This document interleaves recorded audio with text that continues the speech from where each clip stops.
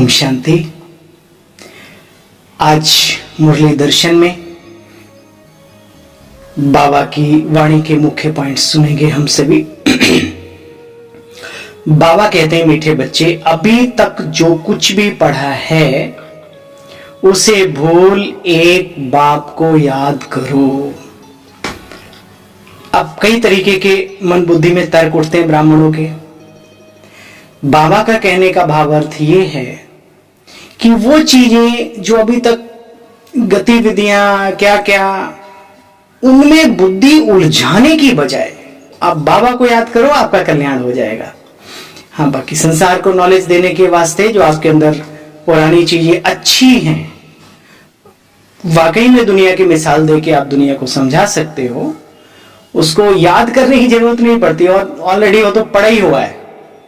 तो जब भी, और बाबा की नॉलेज इतनी गजब की, अगर सिस्टेमेटिक आप दें तो आपको पुरानी दुनिया का कुछ भी लेने की आवश्यकता नहीं है। इसलिए बाबा कहते, मीठे बच्चे, इधर उधर बुद्धि लगाने की बजाय अपना कल्याण तो बाबा की याद में है। इस हेडलाइन का रहस्य, अर्थ, निचोड़ ये है। मीठे बच्चे, अब तक जो कुछ भी सुना उसे भूल एक बाबा को याद करो। प्रश्न, भारत पर सतयुगी स्वराज्य स्थापन करने के लिए कौन सा बल चाहिए? शक्ति। बाबा ने कहा पवित्रता का बल। पवित्रता के बल से ही साम्राज्य सतयुगी स्थापन होता है।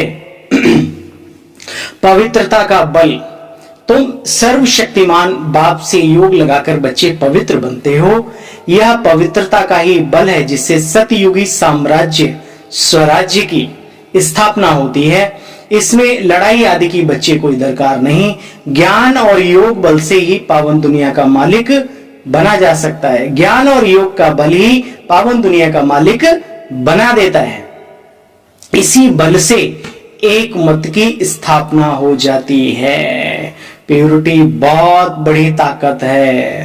दुनिया में बाहुबली बहुत पैदा हुए, लेकिन संपूर्ण संसार पर साम्राज्य कायम नहीं कर पाए। और बाबा ने कहा, तुम बच्चे योग बल के आधार से, वर्तमान समय की बात नहीं, भविष्य में प्रकृति भी तुम्हारी सेवा साथी होगी, सेवा देने वाली होगी, सेवादार होगी। ऐसी है हमारी पवित्रता। चलो भाई, आखिर वह दिन आया आज जिसका रास्ता तकते थे। कौन सा दिन आया? अब बहुत सारी बातें, अलग अलग लक्ष्य सबका अलग अलग रास्ता तकते थे। तकते थे, नहीं तकते थे। हे प्रभु, एक दर्श दिखा दो। आ गया वो समय, प्रभु एक बार मिल जाओ, बस मिल जाओ। दूसरा, मानुष ते किए देवता करत न लागी वार। वो समय आ गया, वो दिन आ गया। और आगे जाओ, वो गीता का एपिसोड, वो गीता का समय गाते थे, कन्हैया आ जा रे, जो वचन दिया था वो निभा जा रे। समय आ गया। तो वास्तव में ब्राह्मणों के लिए सब कुछ करने का समय आ गया। पूरे कल्प की कमाई करने का दिन आया आज, प्रभु प्राप्ति के साथ साथ साथ। चलो, पूरी मुरली में बाबा ने बच्चों के लिए क्या कहा, उससे पहले बाबा कहते, मीठे बच्चे, सिकील दे बच्चों प्रति माता पिता बाप दादा का याद, प्यार और गुड मॉर्निंग। मीठे सिकील दे बच्चों प्रति माता पिता बाप दादा का याद, प्यार और गुड मॉर्निंग। रूहानी बाप की रूहानी बच्चों को नमस्ते। बाबा नमस्ते। धारणा का मुख्य सार है, संगम युग पर श्रेष्ठ कर्म करके पुरुषोत्तम बनना है। क्या करके? ध्यान देना इस बात पे। सोचना, क्या करके? श्रेष्ठ कर्म करके। श्रेष्ठ कर्म की परिभाषा क्या है, इस पर विचार करना।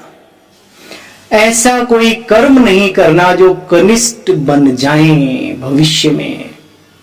उत्तम, मध्यम, कनिष्ठ, 3 क्वालिटी, 3 कैटेगरी के। तो बाबा ने कहा ऐसा कोई कर्म नहीं करना जिससे हम कनिष्ठ की कैटेगरी में चले जाएं। गुप्त रूप में बाप का मददगार बन भारत को स्वर्ग बनाने की सेवा करनी है, दिखावा नहीं। अपने ही तन मन धन से भारत को स्वर्ग बनाना है। याद और पवित्रता का बल जमा करना है, याद और पवित्रता का बल जमा करना है। इस बल की कीमत को, मूल्य को, महत्व को निरंतर अपने अंदर बुद्धि में, स्मृति में रखना है, तब वो जमा होता रहेगा, जमा होता रहेगा। ठीक है। अच्छा, वरदानी बाबा का वरदान, अपने असली संस्कारों को इमर्ज कर सदा हर्षित रहने वाले ज्ञान स्वरूप भव। अपने असली संस्कारों को इमर्ज कर सदा हर्षित रहने वाले ज्ञान स्वरूप भव। बाप दादा कहते जो बच्चे ज्ञान का सिमरण कर उसका स्वरूप बनते हैं, वे बच्चे सदैव खुश नुमा हर्षित मुख रहते हैं। सदा हर्षित रहना यह ब्राह्मण जीवन का असली संस्कार है। प्राप्ति हो गई, चेहरा खुश हो गया, फिर वही नहीं, सदैव। दिव्य गुण अपनी चीज है, अवगुण माया की चीजें हैं जो संग दोष से आ गए हैं। वो थे नहीं, मिट्टी जम गई ऊपर से, अंदर से बहुत स्वच्छ। अब बच्चे उसे पीठ दे दो, मुख घुमा लो उधर से, अब उसे बच्चे पीठ दे दो, अपने अलमाइटी अथॉरिटी की पोजीशन पर रहो तो सदा हर्षित रहेंगे।